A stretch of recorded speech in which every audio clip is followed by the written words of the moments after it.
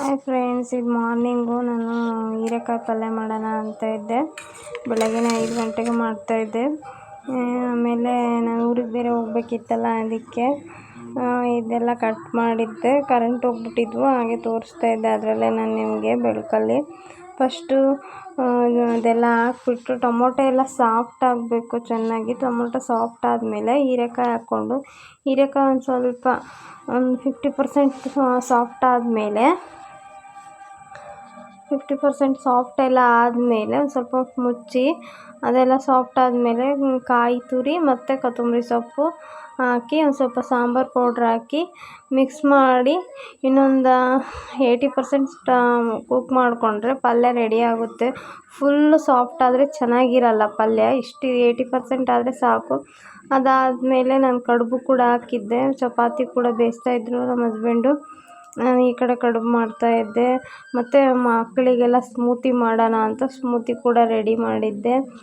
Tiffin ಎಲ್ಲ ತಿಂದ್ಕೊಂಡು ನಾವು ಊರಿಗೆ ಹೋಗ್ಬೇಕಿತ್ತು, ದೇವಸ್ಥಾನಕ್ಕೆ, ಅಮ್ಮ ಊರಿಗೆ. ಅದಕ್ಕೆ ಹೋಗ್ತಾ ಇದ್ವಿ. ಹಾಗೆ ಹೋಗ್ಬೇಕಾದ್ರೆ ಬೈಕಲ್ಲೇ ಹೋಗ್ತಾಯಿದ್ವಿ ನಾವು. ಹೋದ ತಕ್ಷಣ ನಾವು ದೇವಸ್ಥಾನಕ್ಕೆ ಹೋದ್ವಿ. ದೇವಸ್ಥಾನಕ್ಕೆ ಅಂದರೆ ಆಲ್ರೆಡಿ ಹೋಗೋ ಅಷ್ಟೊತ್ತಿಗೆ ಸ್ವಲ್ಪ ಟೈಮ್ ಆಗಿಬಿಡ್ತು. ಹಂಗಾಗಿ ಪೂಜೆ ಎಲ್ಲ ಆಗಿತ್ತು.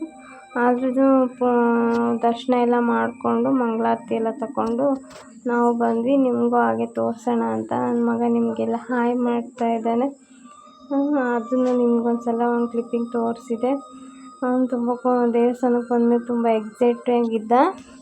ದೇವರೆಲ್ಲ ನೋಡ್ಕೊತ ನನ್ನ ಮಗಳು ಆಮೇಲೆ ಪ್ರದಕ್ಷಿಣೆ ಆಗ್ತಾಯಿದ್ಲು.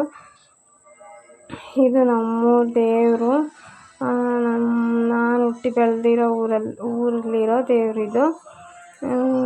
ಅದೆಲ್ಲ ಕುಂಕುಮ ಹಚ್ಚು ಅಂತ ನನ್ನ ಮಗಳು ಕೇಳ್ತಾ ಇದ್ಲು. ಅಲ್ಲೇ ಹಚ್ಕೊಳಂತ ನಡಿ ಮಗಳೇ ಅಂತ ಹೇಳ್ತಾ ಇದ್ದೆ ನಾನು ಅವಳಿಗೆ.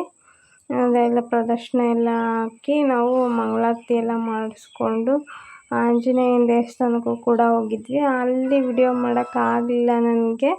ಇಲ್ಲಿ ಮಾಡಿದ್ದು ದೇವಸ್ಥಾನ ತುಂಬ ಚೆನ್ನಾಗಿತ್ತಿದು. ತುಂಬ ಚೆನ್ನಾಗಿದೆ.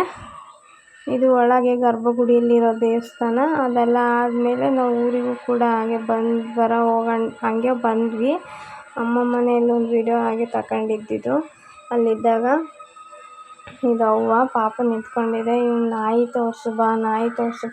ನಮ್ಮೂರಲ್ಲೆಲ್ಲ ನಾಯಿ ಎಲ್ಲ ನೋಡೋಕ್ಕಾಗಲ್ಲ, ಹೊರಗೆ ಹೋಗೋಕ್ಕಾಗಲ್ಲ ಅವ್ನ ಪಾಪು. ಅದಕ್ಕೆ ಆಮೇಲೆ ಪಪ್ಪಾಯ ಹಣ್ಣು ತಿಂದು ನಾವು ಊರ ಕಡೆ ಬಂದ್ವಿ. See you in the next vlog. Bye.